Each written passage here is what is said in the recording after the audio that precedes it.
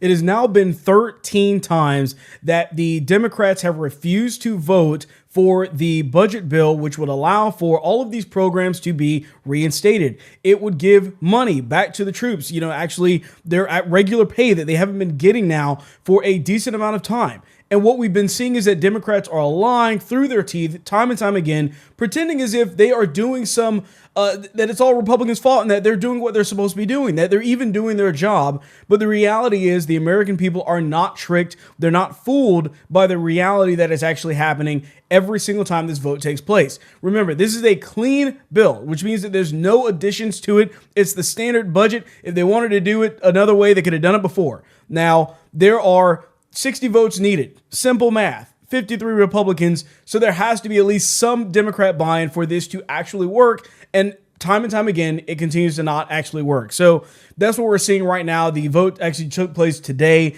and was once again Democrats' fault because they didn't actually vote for it at all. So Chuck Schumer, of course, is taken to Twitter and decided, you know what, I'm just going to lie, bold-faced lie to the American people. You can see very clearly he is getting ratioed as a result of this. So the first one he tweeted a few hours ago saying millions of hungry families are about to lose SNAP benefits to buy food. There are $5 billion in emergency funds that could be used right now to ensure parents and kids don't go hungry when SNAP runs out this Saturday, but Trump has ordered them not to use this funding. Once again, he's just lying. It's ridiculous that he's doing this.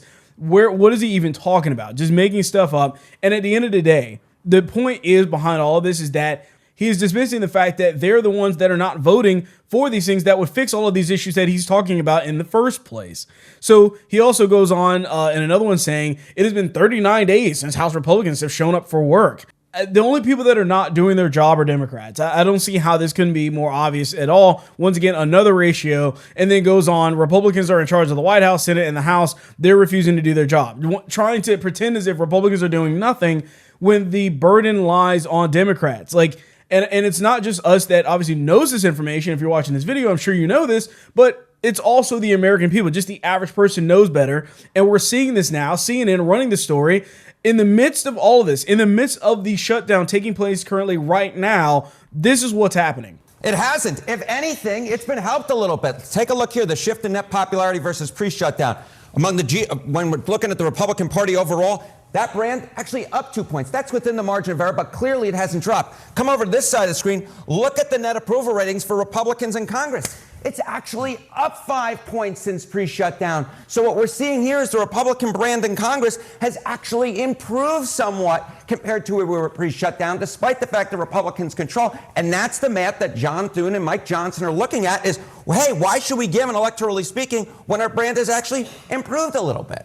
Now, we say their position is getting better. With whom? Yeah, okay, with whom? So I think it's two groups that it's so important to keep an eye on. All right, changing the Republican Congress's net approval rating versus pre-shutdown. It's rallying the base for sure. Look at this, the net approval rating up 12 points versus pre-shutdown. But it's not just with the base. It's also with the middle of the electorate. Look at this, among independents. It's up 8 points as well. So we've got a situation here where Republicans with the shutdown are actually rallying their base, but it's also something that's not hurting them with the folks in the middle. If anything, it's helping them with folks in the middle. And this is the type of math that if you're Republicans, you like to see, right? Because something could rally the base but alienate those in the middle, or something could rally those in the middle but alienate the base. But the truth is, we're not seeing that. What we're seeing is the Republican brand has actually gotten better among independents, and it's also gotten better among Republicans as well, that Republican brand when it comes to those in Congress. So again, what's the electoral reason that Republicans would give in at this point? And Democrats. Now, the reason why this is, of course, the situation is because it's obvious. The details are obvious. I don't think that these people are that stupid. They clearly realize there's a reason why there's a shutdown taking place. They realize that they're looking at the numbers. They're seeing that the Democrats are not voting for it. And Chuck Schumer is getting ratioed constantly. So we know what the reason is. The American people know who is really at fault, and they know that it's not on Republicans. And yeah, CNN can't hide it. Republicans are winning big while Schumer is crashing and burning, trying to pretend as if it's not the Democrats' fault. And it's also because you have people in Congress that are basically saying, you know what, we're going to tell the American people point blank exactly what's happening as well. It's being reinforced in every single way. And here's a video of them talking about it as well.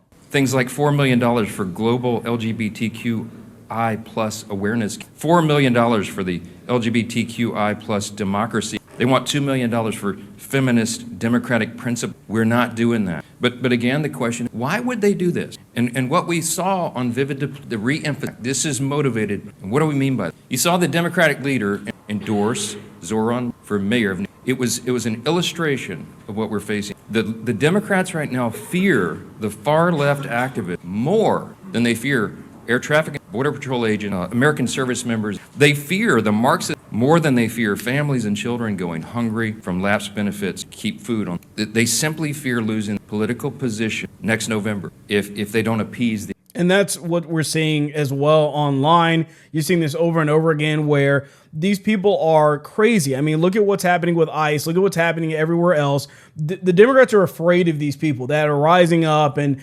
protesting and doing all these crazy things because ultimately those are the people that are voting for them, right? That is their voting base.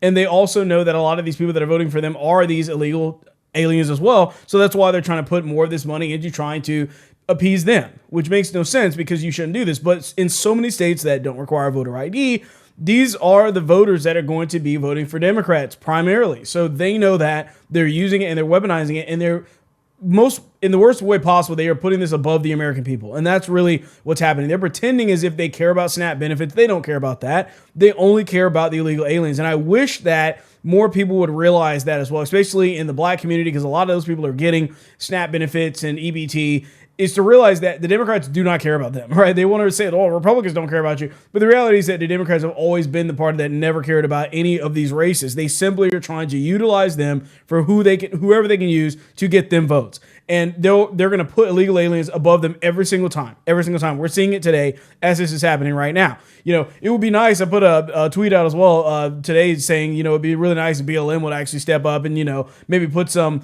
money into this situation to help out the black communities affected by the SNAP benefits going away and whatnot. But of course, they're too busy spending the money on mansions because that's exactly where they love to spend that money as it is. So let me know what you guys think down in the comments with the shutdown. Do you have a prediction on when you think it will end? Will Democrats ever cave? How long is this whole ordeal going to go on for? But with that being said, remember to like this video and to subscribe to the channel, and I will catch you guys on the next one.